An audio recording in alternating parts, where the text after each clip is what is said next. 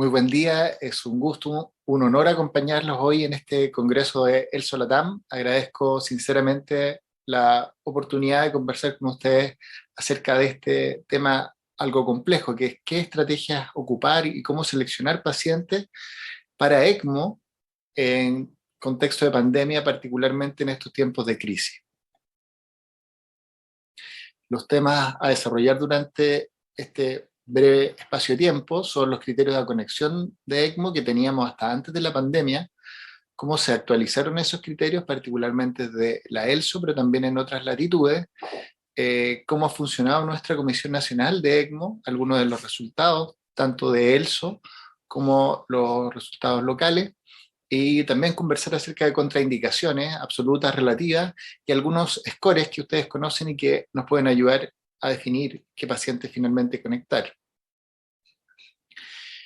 Hasta por ahí, 2017, 2018, la ELSO tenía estos criterios, ustedes saben, fundamentalmente viendo el nivel de insuficiencia respiratoria aguda de los pacientes con PAFI bajo 100, score de Murray sobre 3, estos scores del índice de oxigenación ajustado por edad, que no es más que el índice de oxigenación donde cambiamos la presión media vía aérea por presión plató, y sumamos la edad, y el APSS, que también conocen, tiene que ver con la edad, la PAFI y la presión plató, con algunos límites que permiten también definir ciertos riesgos.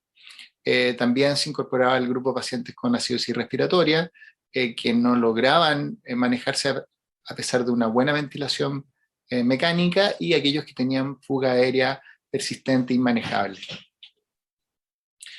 Se incorporaba también el grupo de pacientes potencialmente que iban a ir como puente a trasplante pulmonar. Ya teníamos disponibilidad del estudio César, ¿cierto? Y ahí los criterios de inclusión fueron score de Murray más de 3 y una acidosis respiratoria con pH bajo 7,2 a pesar de ventilación mecánica optimizada. EOLA Trial ya también nos había aportado los criterios de inclusión que fueron, por la envergadura, la intensidad de este estudio, fueron incorporados posteriormente, y ahí ustedes recuerdan la PAFI bajo 50 por 3 horas con FIO2 más de 80 o por 6 horas una PAFI bajo 80, eran criterios de insuficiencia respiratoria aguda o bien acidosis respiratoria más bien grave con pH bajo 7,25 a pesar de estar con frecuencias respiratorias altas, 35 por minuto por un periodo de 6 horas. Y nosotros a nivel nacional habíamos desarrollado unos criterios también consensuados que hablaban fundamentalmente también del nivel de hipoxemia, tomando como eje score de Murray 2,5 con una estrategia ventilatoria protectora y haciendo pruebas de bloqueo neuromuscular y prono por al menos 4 a 6 horas. Si la PAFI estaba por bajo 100 o por 4 a 6 horas, o la PAFI estaba por menos de 60 por 2 horas, consideramos nosotros que eran candidatos a ECMO, o bien si hacían acidosis respiratoria grave. Nosotros fuimos algo más exigentes en ese entonces. Lo que motivó mucho el desarrollo de esta guía fue también los pacientes que cada cierto tiempo tenemos nosotros con síndrome cardiopulmonar por hantavirus.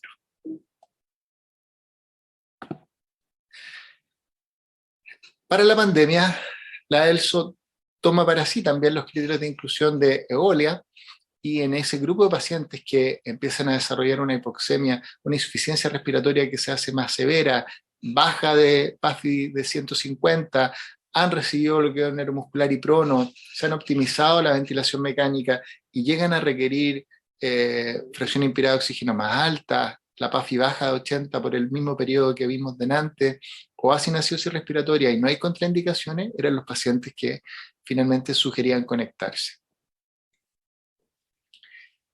Si bien es muy interesante ver cómo en los resultados del primer registro de ELSO, el periodo que va hasta el 1 de mayo del 2020, ¿cierto?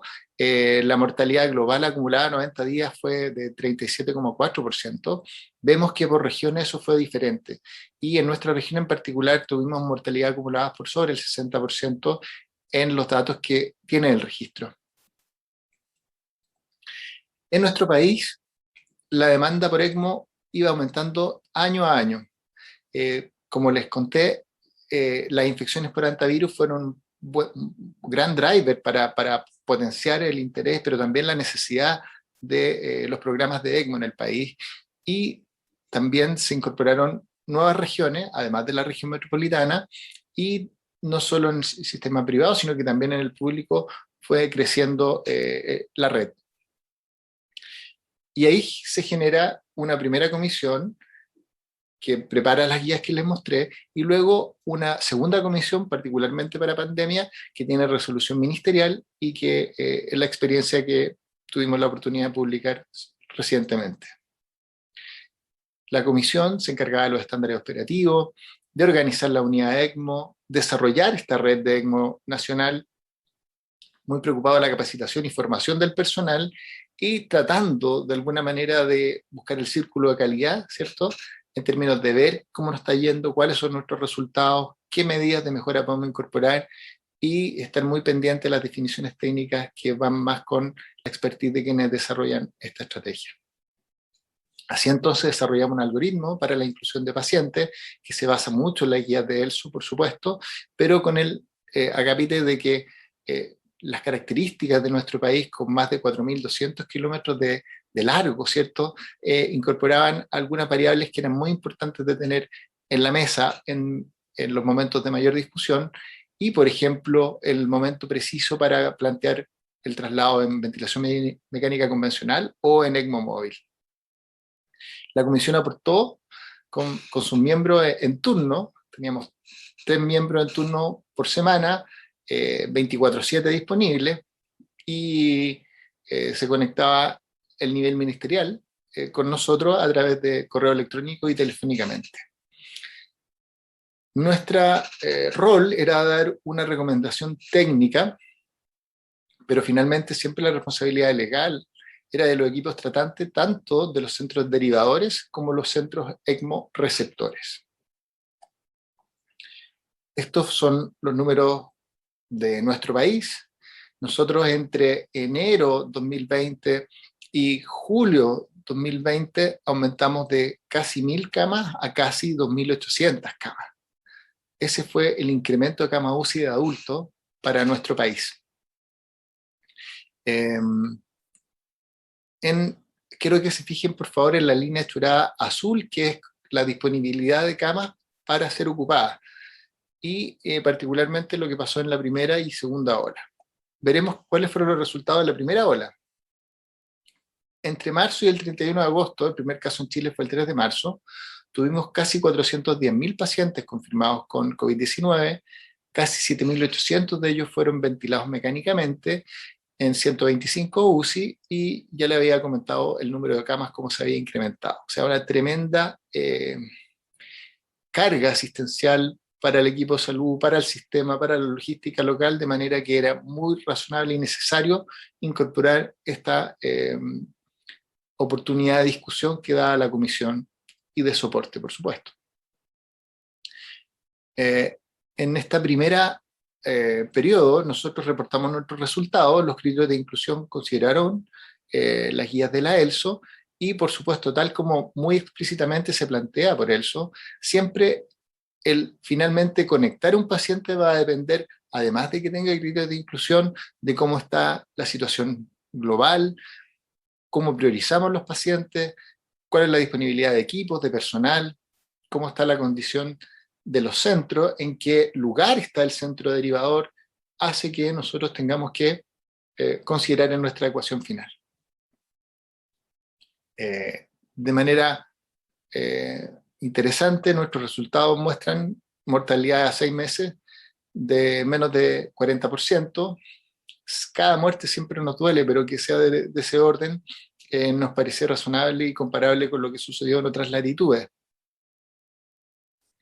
Es importante considerar cuáles factores de riesgo de muerte encontramos, porque esos mismos elementos fueron considerados para la segunda ola, como les mostraré más adelante. Siempre importante la edad, los niveles de lactato, los diferentes scores de gravedad, tanto de falla orgánica múltiple como de riesgo de mortalidad en ECMO. Nosotros nos encontramos un dato interesante: el tiempo entre la falla respiratoria y el diagnóstico de COVID y la conexión al ventilador mecánico tuvo un impacto mayor, sobre todo si era prolongado ese periodo, que el tiempo en ventilación mecánica y la conexión a ECMO. Por supuesto, aquellos pacientes que desarrollaron más daño pulmonar, sus niveles de compliance eran menores y por lo tanto más driving pressure, también tuvieron más riesgo. En esta carta, este editorial, en respuesta, en el mismo número de publicación de nuestro artículo, comparan distintas cohortes de pacientes y lo interesante es que nuestros pacientes efectivamente, más del 90% de ellos, antes de llegar al ECMO, estuvieron con bloqueo neuromuscular y prono, un dato muy relevante, y las mortalidades fueron comparables. Pero ¿qué sucede con esos pacientes que se solicita la conexión, pero finalmente no llegan al ECMO? Bueno, hay pocos datos en la literatura, es un dato que cuesta encontrar. Esta es la experiencia que sucede en el Gran París, ¿cierto? Donde la Pitié coordina centralizadamente, genera guías que distribuye a lo largo de la región, teniendo presente que esta estrategia siempre es excepcional y debe ser mejor focalizada para prevenir el uso compasivo, la futilidad y obviamente maximizar los resultados. Los criterios de inclusión son los basados en el EOLIAD trial, ¿cierto?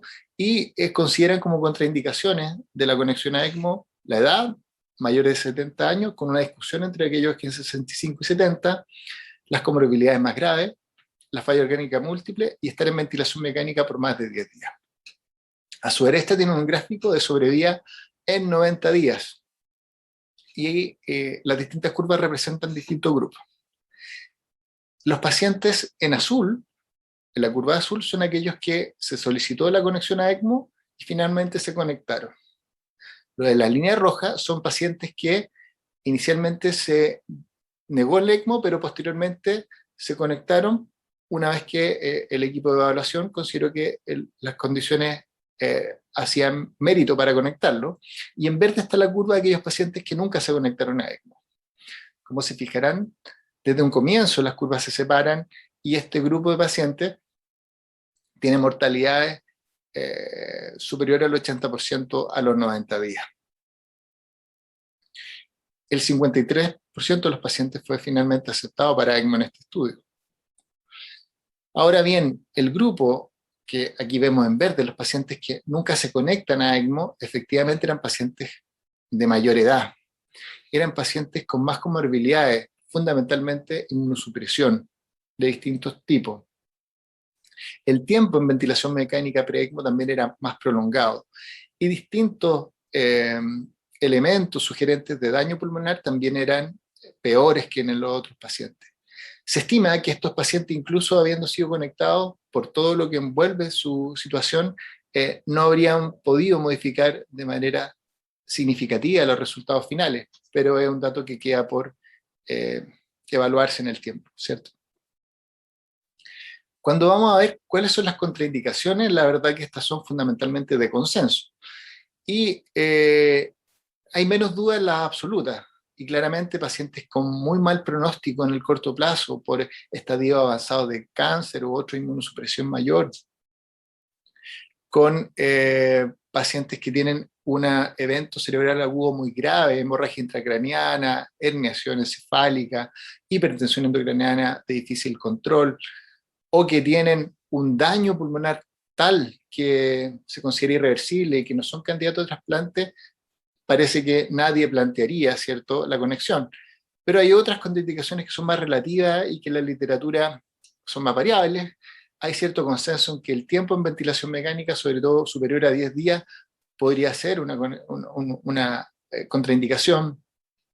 La edad en los pacientes mayores también, sobre todo sobre 65 o 70 años, si bien hay estudios que muestran resultados que son dispares. Distintos scores de gravedad, tanto en disfunción orgánica, como conocen muy bien el SAPTOS y SOFA, pero también los scores generados en el análisis de los propios datos de la ELSO, ¿cierto? Tanto PRESERVE como RESP, como PRESET. Si no quiero entrar en los detalles de esos scores, pero de alguna manera esos mismos scores evalúan muchos de los elementos que hemos conversado. La edad incorpora el estado de inmunosupresión, el tiempo en ventilación mecánica están incluidos acá adentro, más algunos otros datos de mecánica respiratoria como presión peak, o por ejemplo, toma en consideración la presión arterial media, el recuento plaquetario, el lactato. Entonces, de alguna manera, aquellos elementos que han aparecido en su análisis de cohortes históricas han permitido elaborar estos scores y ayudarse en la predicción de los desenlaces, sabiendo que la AUC de cada uno de ellos no supera el 0,7, 0,75. Esto es muy interesante, esto son los resultados también de la ELSO, de lo que sucede ya comparando dos periodos, el periodo que va hasta el 1 de mayo y luego del 2 de mayo hasta el 31 de diciembre de 2020. Y acá aparece en la diapositiva la incidencia de mortalidad acumulada y el tiempo hasta los 90 días. Y hay tres curvas, una curva azul, una roja y una verde. La azul fue la experiencia que se documentó hasta el 1 de mayo en los centros que presentaron esta mortalidad al orden de 37,4%. Pero la mortalidad en el segundo periodo de los mismos centros que conectaron a ECMO en este segundo periodo aumentó. Es la curva en rojo. Ese es el grupo A2. Y en verde aparece un nuevo grupo, el grupo B, que son aquellos centros que se pusieron a conectar pacientes en el segundo periodo. ¿Qué vemos? Que entre el primero y el segundo periodo aumentó un 15% la mortalidad. Eso fue significativo. Y ya cambia de ser un desenlace similar al que vemos con pacientes con distrés de otras causas conectados a ECMO, a lo que sucede en COVID-19 en este segundo periodo. Por supuesto, alerta. Si bien no se evaluó de manera dirigida, se propone por los autores que problemas con la selección de pacientes, con los tratamientos que recibieron los pacientes y la final disposición de los mismos puede eventualmente explicar esta diferencia en los resultados. Pero son elementos que debemos seguir evaluando para mayor precisión. Por ejemplo, las variantes u otro escenario similar. Lo que sí es cierto es que esta gran cohorte de pacientes tuvo peores desenlaces que lo que se tuvo en el primer periodo. En nuestro país seguimos, por supuesto, con el programa de ECMO y la red de ECMO, y en esta segunda ola que va entre diciembre y septiembre del 2021, evaluamos también nuestros resultados, esto ahora en vez de 13, en 15 centros.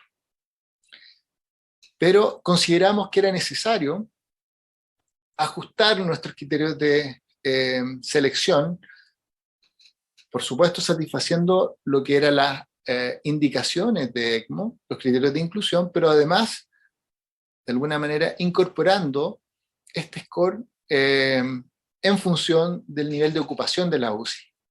¿Por qué? Porque como vimos en esta diapositiva, en azul está la disponibilidad libre de UCI y en amarillo es la demanda que tuvimos de pacientes no COVID de unidades de cuidado intensivo que se mantuvo siempre muy alta, sobre la cual se adiciona el nuevo incremento de pacientes COVID. Por lo tanto, era un sistema muy presionado, complejo, como seguramente pasó en toda la región y en el mundo. Entonces, la necesidad de incorporar estos scores para poder hacer una aproximación que fuera consistente con el periodo crítico nos pareció necesario.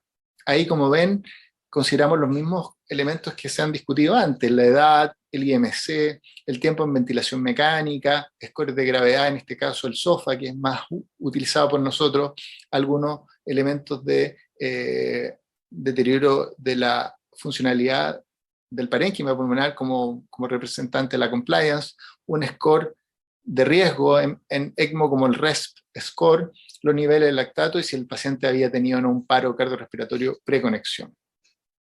Y sumábamos estos puntajes y de acuerdo al nivel de ocupación veíamos los criterios. Entonces, si los pacientes sumaban un score hasta 6 puntos y la ocupación estaba hasta el 80%, bueno, eran pacientes que podían ingresar.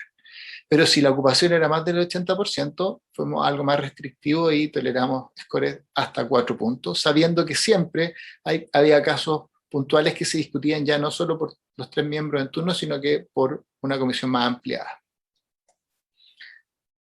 Y como muestro acá, de las solicitudes, un 38% finalmente llegó a ECMO. Ahora, varias de las solicitudes de derivadores fueron rechazadas porque no cumplían criterios, no necesariamente todo está filtrado porque satisface los criterios de inclusión, tanto por niveles de oxigenación u otros, los pacientes no cumplieron los criterios, la mayor parte de ellos, y un grupo, cerca de un tercio de los pacientes, era fundamentalmente en respuesta a este score de evaluación. Que vimos también, si bien nuestros datos recién están siendo evaluados, y este es un informe preliminar, que hay cierta relación entre cuántos pacientes están siendo soportados por cada centro y la mortalidad que se obtiene en el centro, siendo muy variable, ¿cierto? Pero hay cierta tendencia. Y lo otro es los centros que también se incorporan como nuevos en periodos como esta contingencia. Aún así, nuestros resultados muestran una mortalidad global de esta segunda cohorte de casi 34%, que sigue siendo muy alentador.